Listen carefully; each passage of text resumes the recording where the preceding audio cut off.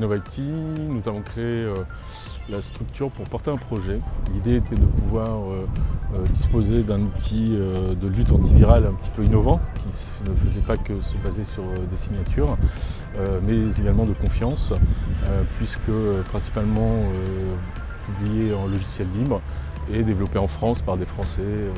Alors j'étais invité à participer à la table ronde pour apporter mon témoignage en tant que PME, en tant qu'entreprise innovante, puisqu'en fait on a bénéficié d'une aide de l'État pour lancer le projet. Ça a permis de lancer le projet, vraiment, sinon on n'aurait pas pu travailler sur Nafi. Depuis la fin du projet, on continue évidemment à travailler sur l'antivirus français.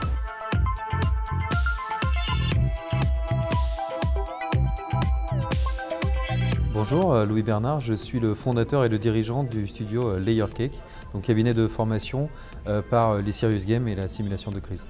D'accord, donc là on vient de voir un atelier de démo justement sur les Serious Games. À partir de quel moment il y a eu peut-être cette prise de conscience de se dire qu'il fallait passer par d'autres canaux?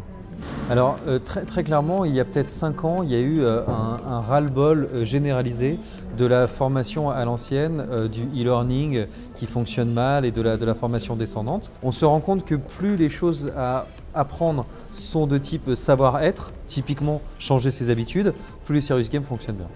Comment ça a été reçu au départ, cette approche justement Serious Game? Est-ce qu'il n'y a pas eu une impression de fossé ou de décalage en tout cas entre le sérieux de la question et la manière de le proposer? Comment vous l'avez vécu vous, ce lancement? C'est toujours le cas. C'est toujours le cas, on se bat pour faire comprendre à des gens de la sûreté ou à des gens de la formation qu'on va faire apprendre à leurs collaborateurs tout en passant un bon moment, tout en s'amusant à le faire. La formation est encore considérée en France comme quelque chose qui doit être ennuyeux, qui doit être quelque chose où on va à reculons, qu'on n'a pas envie de faire, on a avec une hypothèse de contrôle, de connaissance, etc. Et c'est vraiment tout un modèle de mentalité qu'il faut changer.